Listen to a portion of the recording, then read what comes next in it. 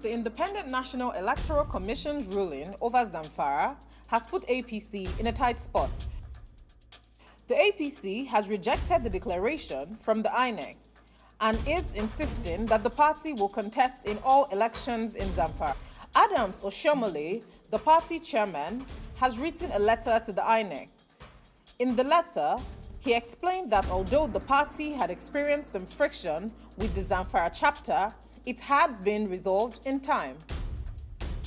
You know, I've seen a lot of social media reports about INEC telling APC that they can't fill in the candidates, you know, in the coming election in Zamfara State.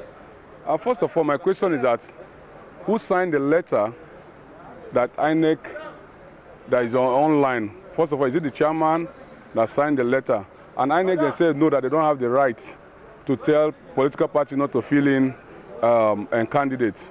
So INEC, first of all, INEC should also have waited for the party to fill in the candidate and the candidate name, first of all, in that positions before they start making all those noise whether we are eligible to fill in candidates or not. So far I'm concerned, they don't have the right to tell us not to fill in any candidate in Zamfara. INEC barred the APC from fielding any candidates for any elections in the state. INEC said in its letter that as the APC has failed to conduct its primaries in the stipulated time frame in the state, it cannot field any candidate. Meanwhile, the main opposition party, the PDP, has gotten the chance to trash the APC.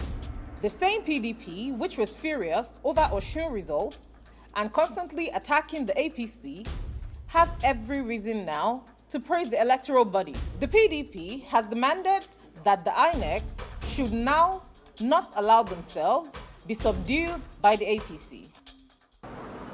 We raised the alarm about the failure of All Progressives Congress to conduct a congress in Zamfara State. And we did so because in line with our laws, our electoral laws, INEC gave all the political parties a timeline. And the timeline is that you must have concluded your process of primaries and congresses not later than the 7th of October. As we speak, APC has not held a congress in Zamfara State. And as such, we called on INEC immediately that INEC should ensure that they are disqualified from the process. And INEC has done the needful. So we don't understand what the noise is all about from APC. But who is really right in this situation? Has the INEC exercised its powers properly?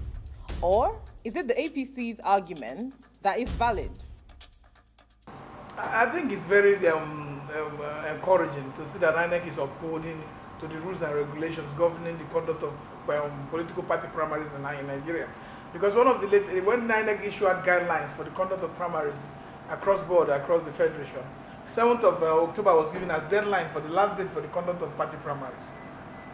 And if any party, not just APC, if any party find themselves not following those rules and regulations, which is part of the extant laws that is supposed to govern our activities, govern how we present our candidate and our candidate emerges through very credible and very non-violent processes.